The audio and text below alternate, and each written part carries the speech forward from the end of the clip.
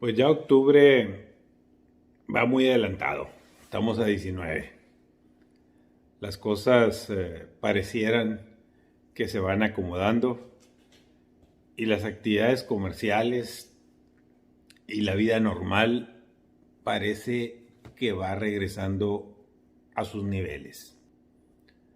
No cabe duda que la ciencia y la tecnología muchas veces tienen la razón muy por encima de las aspiraciones espirituales o religiosas o teológicas de los seres humanos. Y al parecer la vacunación, en el caso de la pandemia contra el coronavirus, ha tenido sus efectos positivos y está permitiendo que poco a poco cada quien vuelva a la normalidad, pero de una manera positiva en muchos casos y de negativa en muchos otros. Se está regresando no solo a la nueva realidad, sino a una normalidad realmente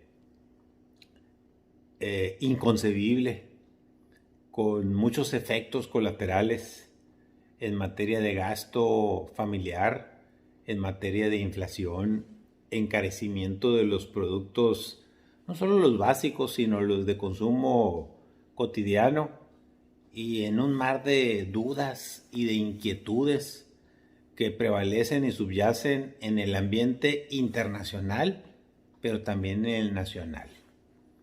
La premisa fundamental de volver a la normalidad es que tenemos una sensación de que algo va a suceder con la economía mundial, y no se diga con la economía mexicana, con tantos detalles que pululan, que circulan en el medio ambiente y que son parte de las notas nacionales e internacionales que vamos viendo todos los días.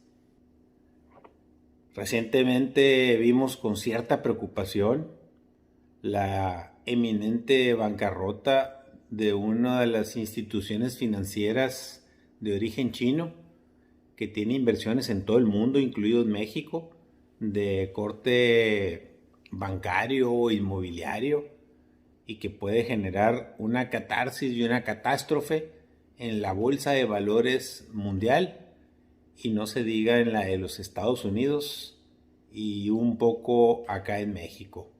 También vemos con gran preocupación las calificaciones que se empiezan a dar de las economías, sobre todo la parte financiera del gobierno de los Estados Unidos de Norteamérica y del gobierno mexicano, para hablar aquí de casa.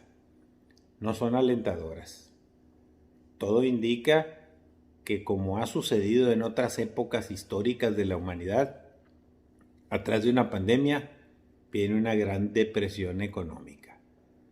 Obviamente nadie quisiéramos que esto suceda, y preferimos mejor que ver las cosas con optimismo y suponer y asumir de que todo va a ir muy bien.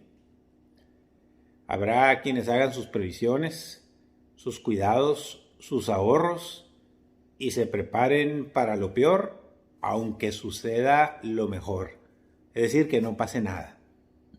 Y habrá otros que, al calor de la vida cotidiana y del ahí se va y el me vale y pues que Dios nos bendiga, se están preparando para el buen fin, es decir, para consumir o gastar lo que tienen o lo que no tienen a base de crédito.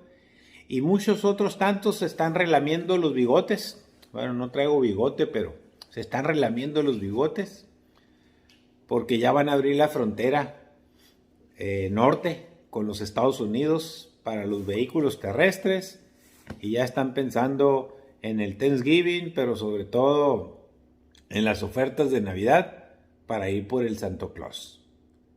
Es impresionante la manera de pensar y de actuar de las familias y de las personas, cuando después de casi 2 años de confinamiento, de hacer las cosas a medias, de tener tantos descalabros, quienes los tuvimos muy cercanos, perdiendo a seres muy queridos, muy cercanos, familiares, muchos amigos, muchos conocidos. No solo entramos en una era de incertidumbre, de miedo, de zozobra, no podemos escuchar un estornudo o ver a alguien sin cubrebocas porque nos da cierto temor, porque empezamos a tener la duda de que si podemos contagiarnos aún estando vacunados. A ese grado hemos llegado.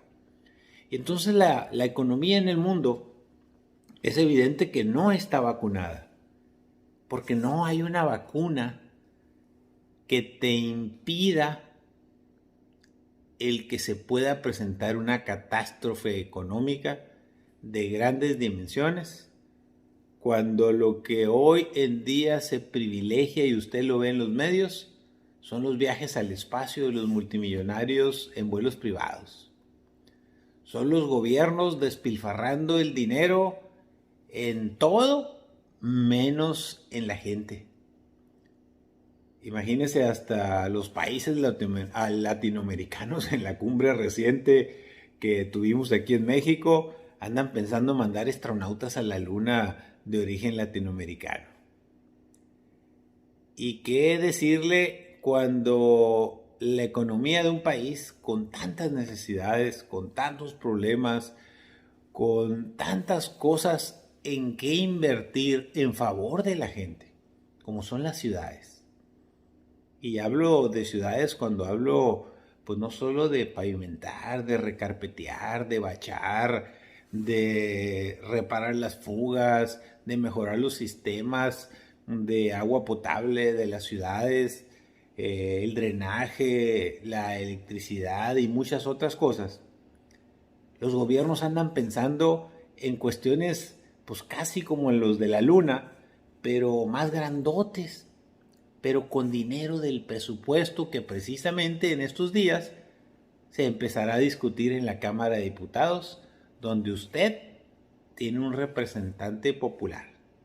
Yo me quito de la lista porque a mí no me representa el diputado federal que corresponde a mi distrito, por la sencilla razón de que uno, ni sé quién es; dos, no ha informado nada a los hermosillenses de en qué sentido va a votar la ley de ingresos y el presupuesto de egresos; tres, no obedece más que exclusivamente a su partido y lo único que andan pensando es cómo convencer a los de enfrente, a los opositores, para que voten a como dé lugar la ley de ingresos y el presupuesto de egresos y se gaste en quién sabe qué, todo menos en Hermosillo. Y así van a pensar los de Cajeme y los de Guaymas y los de San Luis Río Colorado, o en un descuido ni siquiera lo van a pensar, les vale. Ese es el mundo que nos tiene hoy de cabeza en el marco de la pandemia, muy cerquita de una posible secuela irremediable internacional, ojo, aclaro, internacional, pero que le va a pegar a México, en el que habrá una auténtica catástrofe en el marco de las tasas de interés, en el marco del cierre de empresas y sobre todo de cadenas mundiales, porque no les van a dar los números. Y ya se está viendo en el sector comercial, en los centros comerciales, en los Estados Unidos, en Canadá, y no se diga aquí en México, donde usted ya ve locales vacíos por todos lados. Se renta, se vende, se renta, se vende.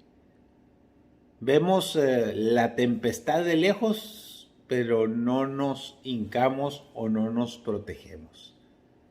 Queremos volver a la normalidad gastando, divirtiéndonos, andando en la calle.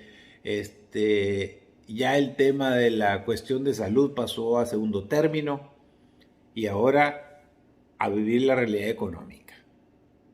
Mi única y modesta recomendación y sugerencia es que no nos vayamos con espejismos.